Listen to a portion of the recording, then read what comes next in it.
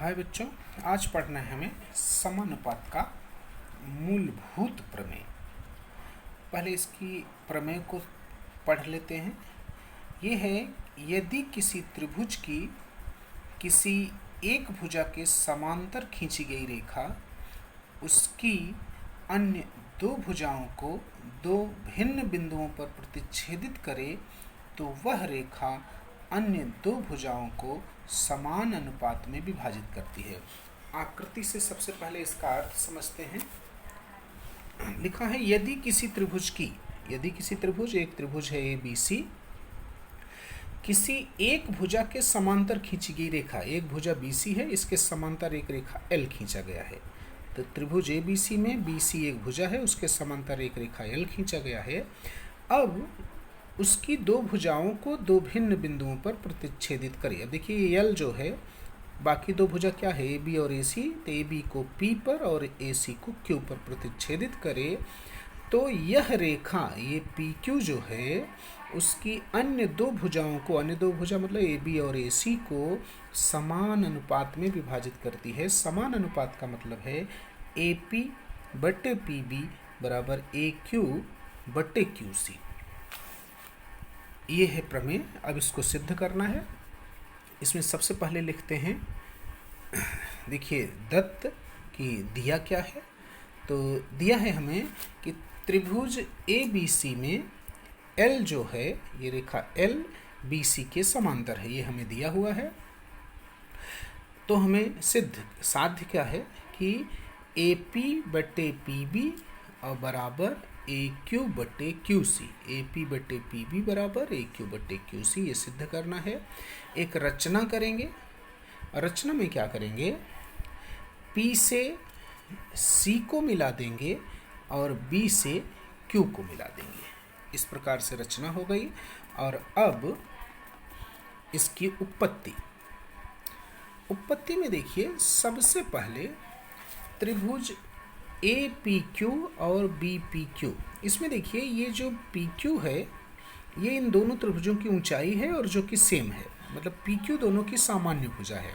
सामान्य भुजा है तो APQ में भी PQ है, BPQ में भी PQ है, तो ये इन दोनों की ऊंचाई है। तो अगर किन्हीं दो त्रिभुजों की ऊंचाई समान होती है तो उनके क्षेत्रफलों का अनुपात उनके आधार के अनुपात के बराबर होता है।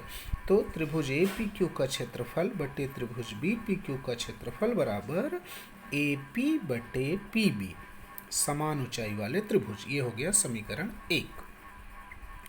अब सेम इसी प्रकार से APQ और CPQ, इन दोनों त्रिभुजों को लेंगे और इन दोनों त्रिभुजों में भी देखिए ये PQ सामान्य भुजा है।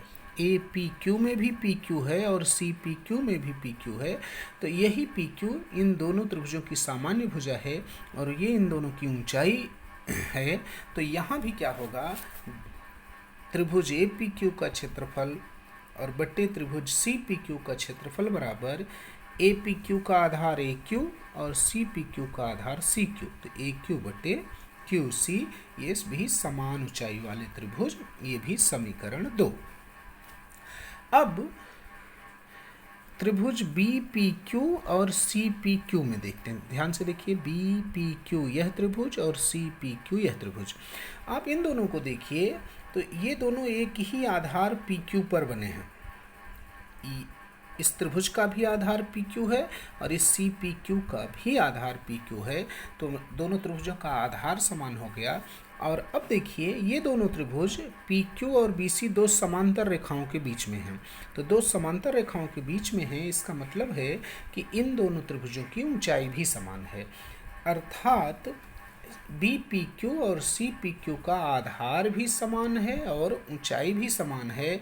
तो अगर हम इन दोनों त्रिभुजों में लें तो समान आधार और समान ऊंचाई वाले त्रिभुज के अनुसार त्रिभुज BPQ का क्षेत्रफल बराबर त्रिभुज CPQ का क्षेत्रफल है।